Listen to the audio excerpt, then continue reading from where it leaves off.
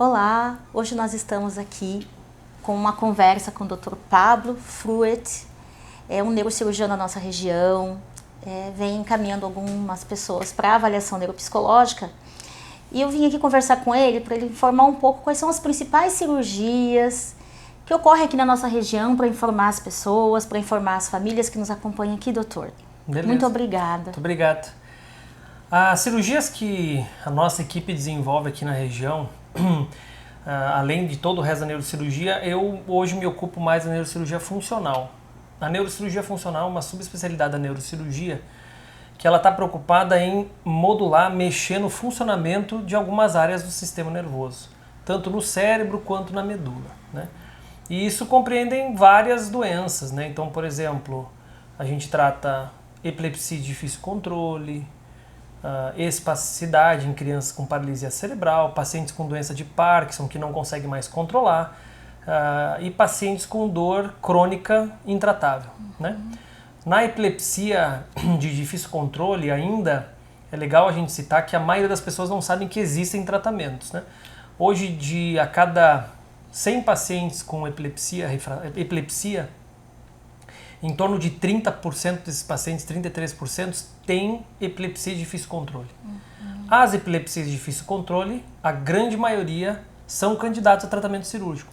Hoje no mundo, desses 30%, só 1% chegam em algum centro que tem organização para realizar um procedimento desse. Então, se a gente for analisar no Brasil e no estado, hoje a gente tem uma quantidade enorme, principalmente de crianças que têm epilepsia de difícil controle, que seria quando se tomam uma medicação em dose plena ou duas medicações em dose plena e não tem controle da crise.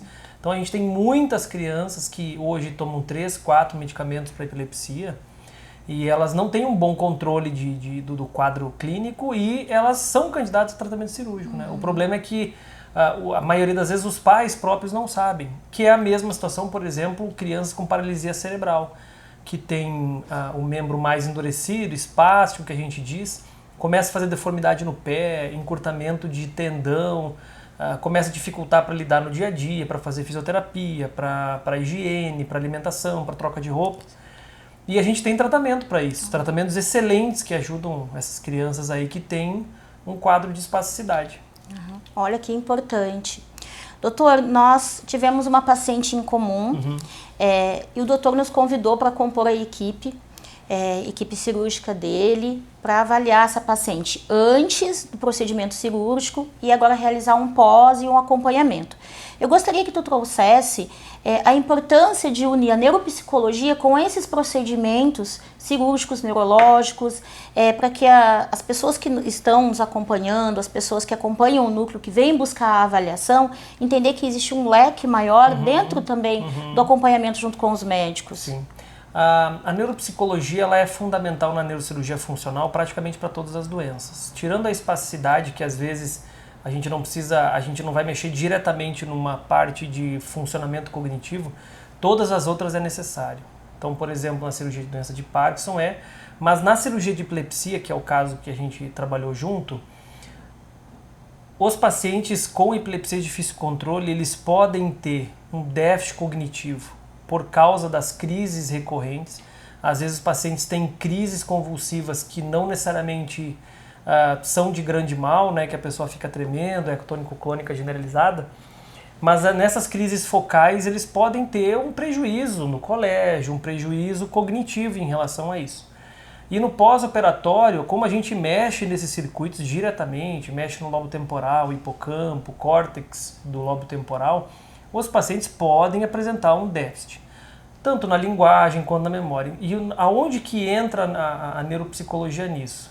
Nos avaliando pré-operatório, se existe déficit, qual é o grau de déficit, para a gente poder comparar no pós-operatório se melhorou, se piorou, porque cada paciente, cada organismo se comporta de uma maneira diferente. Também na área da fala é importante para a gente tentar entender dentro dos testes qual é a lateralidade.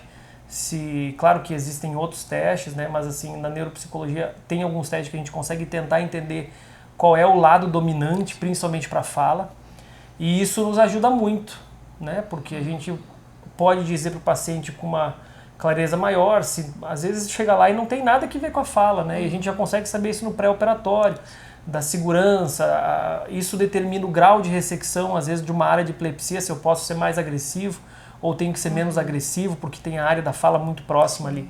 Então, nesses casos de epilepsia é fundamental ter avaliação neuropsicológica. E no pós-operatório, às vezes o paciente não percebe diferença, mas nos testes a gente vê diferenças positivas. Então, a neuropsicologia para a neurocirurgia funcional é fundamental. Doutor, muito obrigada. Primeiro pelo convite de compor a equipe do doutor, uma equipe de excelência que vem trazendo, o doutor vem trazendo assim, inovações em neurocirurgia. Nós temos que divulgar, nós temos que falar para as nossas famílias o quanto isso já existe aqui em Sinop. O doutor está aqui disposto a conversar com todas as famílias. Quero te agradecer pela oportunidade de estar na tua equipe, de estar caminhando junto contigo, porque nós sempre acreditamos na vida, acreditamos que todas as pessoas podem se desenvolver, podem evoluir. E muito obrigada, doutor. Eu que agradeço.